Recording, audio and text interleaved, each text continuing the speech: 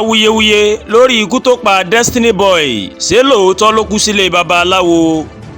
tó bá ṣe pé ìjàmbá mọ́tò tàbí kí èèyàn sùn kó má jí mọ́ in ló pa Afeez Adésínà, ẹni tí ọ̀pọ̀ èèyàn mọ̀ sí Destiny Boy, tí òkìkí ikú rẹ̀ gbòde yìí, bóyá ikú náà kò bá má láriwo àti awuyewuye lọ bí èyí tó rinlẹ̀ gidi lásìkò yìí. Láti ọjọ́ àìkú Sunday tí ń ṣe ọjọ́ 18 oṣù kínní ọdún 2026 tí ròyìn ikú Destiny Boy ti gbòde, ó ní ọ̀pọ̀ awuyewuye tí ń jáde lórí ikú ọmọ ọdún 22 náà. Ìdí ariwo ọ̀hún kò mọ̀ sẹ́yìn bí tí wọ́n ní Destiny Boy mà kú sí. Ohun tó gba orí ayélujára kan ni pé ilé babaláwo tó ń ṣoògùn fún ni ọmọdékùnrin náà dákẹ́ sí. Kódà àwọn kan sọ pé wọn kò wulẹ̀ gbé lọ sí ilé ìwòsàn rárá o, lẹ́yìn tí iṣẹ́ tí babaláwo ọ̀hún mà ṣe fún tó mà yíwọ́ tán. Ohun tó ń lọ kiri lórí ayélujára ni wípé àwúrí ọlà ńlá, iṣẹ́ tó ju ọjọ́ orí ọmọ náà lọ ní babaláwo yìí ó mà ló máa ṣe fún tipẹ́, nítorí àti lè gun òkè ọlà jù bẹ́ẹ̀ lọ. Wọ́n ní ọ̀dọ̀ awo náà òun ló ti kó sí wàhálà tó máa fa ikú rẹ̀ yìí. Ibẹ̀ náà ni wọ́n máa gbé lọ nígbà tó ń pọ̀ kàkà ikú. Ibẹ̀ náà ló sì ti bẹ̀rẹ̀ sí ní pọ̀ ẹ̀jẹ̀ lẹ́nu títí tó fi dágbére fáyé. Ṣùgbọ́n àwọn kan sọ pé kò mà rí bẹ́ẹ̀. Wọ́n ní lóòótọ́ òun ló jẹ́ pé ilé aláwo rẹ̀ òun ni wọ́n kọ́kọ́ gbé lọ. Ṣùgbọ́n nígbà tí nǹkan ọ̀hún tó fẹ́ yíwọ́, wọ́n sáré gbé lọ sí ilé ìwòsàn. Àwọn wọ̀nyí wọ́n mà sọ wípé ilé ìwòsàn òun ni Destiny Boy padà dákẹ́ sí kí wọ́n tó gbé òkú rẹ̀ lọ sin ní Abẹ́òkúta. Ta ni babaláwo Destiny Boy gan? Láti mọ òtítọ́ tó wà nídìí ikú Destiny Boy àti ibi tó kú sí, BBC News Yorùbá ó ṣe ìwádìí, ó sì rí wípé ọ̀mọ̀wé Ifáyọ̀mí ọba Ẹ̀dú Jogbodo Ọ̀rúnmìlà ọba Awúrelà àgbáyé Ọbàtálá ní babaláwo tó ń ṣiṣẹ́ fún Destiny Boy.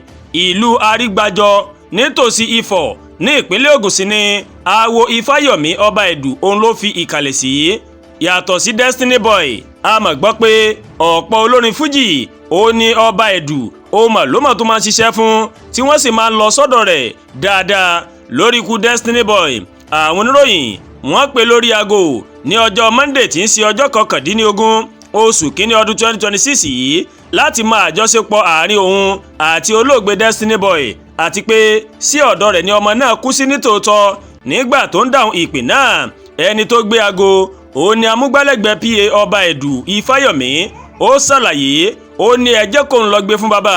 Ṣùgbọ́n nígbà tó padà yá, àwọn rí wípé àwọn ò gbọ́ nǹkan kan mọ́. Àwọn tún pè padà, ṣùgbọ́n gbà táwọn pè ìpè náà rèé kò kẹ́sẹ̀ járí.